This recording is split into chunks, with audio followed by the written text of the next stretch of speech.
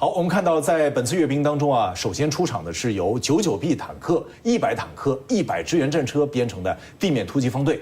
我们不难发现，这支方队呢呈箭形布阵，寓意打赢之箭和胜利之箭。而在地面突击方队当中，首次亮相的100坦克和100支援战车，颜值颇高，外形极具科幻感，也赚足了广大军迷朋友的目光。那么，从这两型新型装备的外观上面，我们有哪些新的发现呢？张先生。100坦克和100支援战车是中国陆军未来地面作战的核心骨干力量，可以说采用了全新的设计理念和新一代的技术。我们看100坦克，它不简单的增加它的这个装甲防护能力，而是增加了主动防护系统。另外呢，从它的动力系统来看，也进行了升级。如果说使用了混动系统，不仅仅可以提高它的这种静默攻击的能力，还能够提高它的最大的行程，因为混动系统呢比较省油。刚才谈到了这是100坦克，那么100支援战车呢，特点也很鲜明，可以说它侦察、打击样样都行。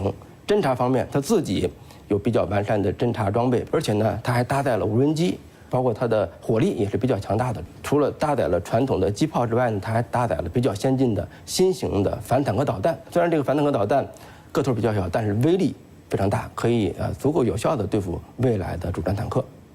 所以100支援战车听上去是个多面手啊。那么陆上作战群当中最后一个出场的方队呢是远程火炮方队。远程火炮方队当中，我们看到191远程箱式火箭炮呢集中亮相，这次引发了巨大的关注。那么为什么在各种导弹和远程攻击无人机层出不穷的今天，我们仍然要继续发展远程的火箭炮？第一个非常重要的原因就在于它火力密度很大，这一点它的突出优势是无人机，特别是第一人称视角无人机无法取代的。第二，反应速度快。通常情况下，他们接令以后，马上就可以，只要是告诉打哪个区域，马上就可以这个发射相应的火箭，或者说甚至是这种制导火箭，就可以对目标进行这个打击，反应速度非常快。第三一个突出优点，环境适应性特别好。那么无人机当遇到大风的时候，下雨的时候，这就是它容易受干扰，它就不好使了。是的，但是我们可以知道，火箭不受风的影响，不受雨的影响，白天晚上任何情况下都可以进行这个使用。所以这样的一种这个武器，它在战场上的适应性是非常好的。只要发现目标在什么地方，计算出从这个目标点到这个弹着点所需要的这个预设的这个弹道以后，计算出来以后，算准打到什么地方，火箭弹就可以对目标进行相应的这个覆盖，所以它不受任何天气的这个影响。有风，弹道修正一下就完了，测出这个风向风速，就算出预定的这个弹道，输进弹道组员，马上打出去，很精准的就进行这个覆盖。这一点是无人机所无法这个替代的。那么最后一个优点呢，就是它的这种成本相对来讲要比导弹要低得多得多，它可以形成一个放量的打击，量大管饱。对，这个放量在战争中间是一个极为重要的这个因素。它可以对敌人形成一个大规模的杀伤，而且持续的大规模杀伤，所以这是它的突出优点。这4个优点决定了远香火在今后我们在进行作战的过程中间，它成为我军摧毁敌人、对敌人进行震慑打击的一个非常重要的拳头。刚才呢，我们和2位嘉宾共同回顾了阅兵式上的陆上作战群啊，接下来呢，我们继续走进阅兵式，我们来看看海上作战群给我们带来了哪些新的惊喜。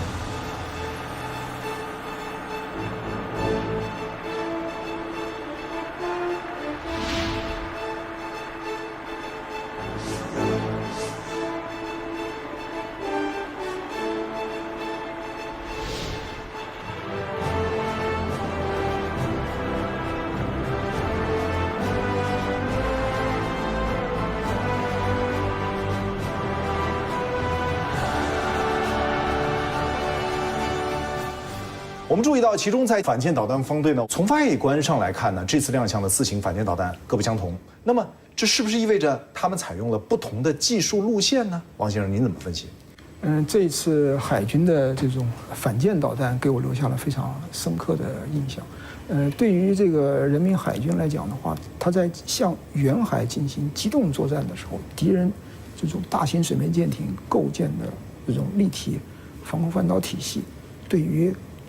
这种反舰导弹的突防能力就提出了很高的这个要求。所以这一次看到亮相的4型反舰导弹，它形成了不同的高度、不同的速度、不同的形式，对这种大型水面舰艇进行这个攻击，这就是它的一个新型的对大型水面舰艇综合突防手段的完整呈现。它告诉这个强敌对手，它的大型水面舰艇是处在我们多型反舰导弹从多向、多高度、多手段、多剖面这种情况下对目标进行攻击。它的这种防空反导体系要想对付这样一种大密度反舰导弹攻击，就算它有相应的属舰或者说不同类型的军舰给它提供这个保护，也难以同时应对这样一个集群反舰导弹多种类、多高度、多速度、多剖面的这样的一个打击。所以它会让敌人感觉到没有办法能够真正的去抵近到我们的周边，威胁到我们的安全利益。所以这样的一种反舰体系，这种新型的反舰导弹的形成的一种利剑，是对敌人的大型水面舰艇构成了严重的威胁。好，海上作战群呢，最后一个出场的是水下兵器方队啊。那么这些参与的水下装备，我们到底该如何分析？他们其中的亮点是什么？张先生。鱼雷也好，水雷也好，都是历史比较久远的水中兵器。但是呢，通过现代的先进技术的赋能，那么这些历史比较久远的水中装备呢，在现代海战中仍然能够发挥非常重要的作用。所以这次我们看我们受阅的鱼雷很丰富，这体现出咱们的工业实力是非常强大的。而且呢，这几款装备各有特点。特别是这次呢，还展出了一种火箭助飞鱼雷。这种鱼雷呢，可以把它叫这个反潜导弹，外观上看上去很科幻，可以说是会飞的鱼雷。那鱼雷通常呢在水中航行，那么这种助飞鱼雷先让它飞一段，它的优势就是速度就非常快。通常这样的助飞鱼雷呢，它的战斗部是一个轻型的自导引鱼雷。那么把它打到目标区之后呢，它的战斗部或者说因为轻型的鱼雷就可以自主的搜索，然后呢锁定对方目标进行自主攻击。那这次还展出了新型的水雷，这种新型的水雷呢，采用综合的传感器，可以有效的探测对方的水面舰艇，包括水下的潜艇，那么可以这个进行识别。如果说把这种水雷部署在一些要冲，那么将是对对方一个非常大的威慑。好，我们说海上作战群的亮点频现，紧跟在海上作战群之后出场的呢是防空反导群。我们先来看短片。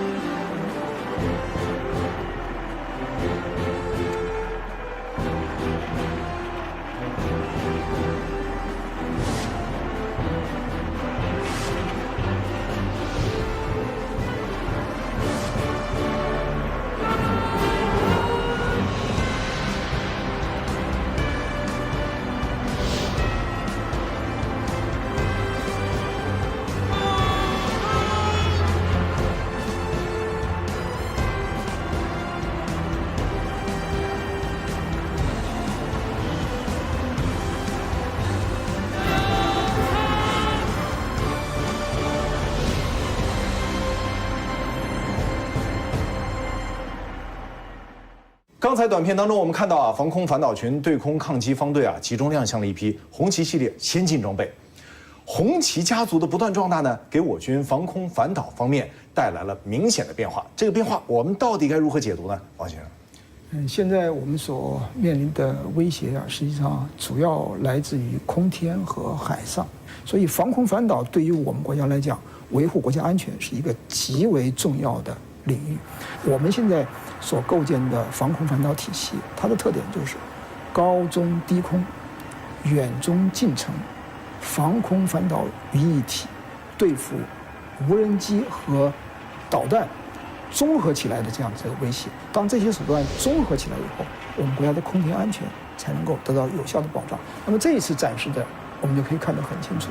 有执行末端高程防空反导任务的这种力量，也有执行战略反导任务的力量，以及在对付非航式目标的时候，有高中低空、远中近程的相应的手段。所以这种综合的防空体系可以对来袭的目标，不管是弹道导弹目标、高超声速目标，还是这种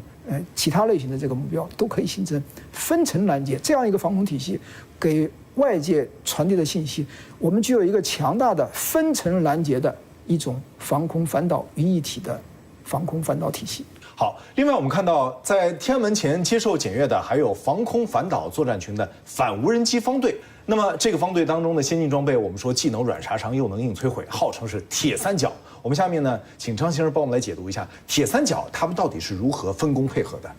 铁三角呢有3类装备，3类呢就是弹炮结合系统，然后高能激光系统，还有这个高能微波系统。我们先看弹炮结合系统。弹炮结合系统就是把传统的机关炮和防空导弹结合到一块儿。那么这种弹炮结合系统呢，敌机比较远的时候可以使用导弹进行拦截，离近了之后呢，可以使用这个机关炮进行拦截，而且呢，可以这个为机关炮包括炮弹研制一些比较先进的弹种。你像这个预编程弹，这样呢可以精确的命中目标。那么激光系统呢，有它自己的优势。这次展出了2款激光反无机系统，一款是在轻型车辆上，一款安装在比较大的卡车上，说明呢这2款系统的这个功率不太一样。那么激光系统呢，它可以说打击非常精确，瞄准即锁定，开火即命中，而且呢，它可以进行非常低成本的单次发射。像如果说导弹拦截无人机，那么一枚导弹上万美元、几十万美元、几百万美元，但是这个激光器呢，一次发射只有几美元，单次的发射成本非常低。那么高能微波武器呢，它的一个优势就是波束的宽度比较宽，可以烧毁对方的这个无人机的一些芯片，这样呢，它这个扫过去之后可以应对大量来袭的这种蜂群攻击。你像如果使用火炮也好，使用这个激光也好，只能一个一个的打。但是通过这种高能微波武器呢，可以说一扫一个面，可以成批量的消灭对方来袭的无人机。通过这种铁三角的组合，我们可以构建起比较有效的反无人机网络。了解完了防空反导作战群呢，接下来接受检阅的是信息作战群。我们首先通过短片来看一下。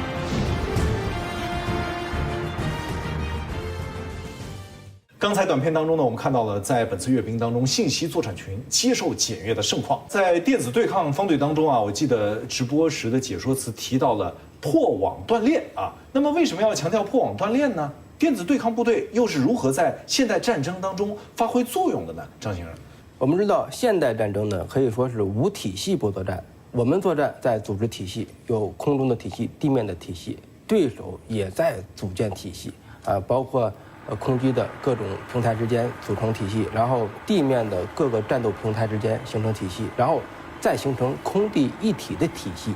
那么平台和平台之间、体系和体系之间怎么形成一张网呢？就是要通过通信系统，包括很多，比如说卫星通信系统，再比如说这个数据链，还有一些其他的微波通信系统。那么这些通信系统呢，都工作在电子频谱。那么如果说使用电子战系统、干扰系统对这些数据链、通信系统进行干扰，就可以把它们的各个平台给它割裂开来，形成这种破网断链的效应，这样呢，它很难形成一个这个统一的体系作战，可以逐个的击破对手的一个平台，让它很难形成合力。那么这就是这个电子战部队发挥的重要作用之一。电子战部队呢，也可以干扰对手的这个武器控制，比如说有些导弹、无人机采用人在环中的控制方式，那么导弹本身或者无人机本身可以这个拍摄目标区的图像，然后把相关的图像通过无线电、通过数据链传输到后方，再由后方的操作人员进行控制。如果把它的中间的这个传输的链路给它干扰了，那么它的这个无人机也好，导弹也好，就成为无头的苍蝇，就无法进行控制了。我们看到在这次阅兵当中呢，信息支援方队的战车都是中国自主研发的。从抗战时一部电台守一片区域，到现如今单套设备能够接入1000路终端，在信息化、智能化战场上，到底如何快速构建网信体系呢？王先生，一个非常重要的这个环节，就是要构建一个这种战术网络和战术云端，这是一个通信的基础设施。这个云端实际上可以把各个作战单元都融入到这个云端中间，所以可以有效地确保及时的获取关键的信息，有效的去快速分发作战指令，这是一个通信的基础设施。第二呢，就是数据和智能的赋能。数据是一个非常重要的作战资源，在作战的过程中间，从判断情况、定下决心、向部队下达任务，然后完成精确打击，在这个过程中间，整个链路都需要各种数据进行有效的支撑。那么在作战的过程中间，在定下决心的这个时候，指挥员定下决心的时候，需要有相应的这样的支撑。那么人工智能系统就会为指挥员最佳的这个决策提供赋能，让指挥员在一个很短的时间里面就能够做出最正确的这种决心。所以数据和智能对于作战提高综合作战效能可以发挥极为重要的作用。最后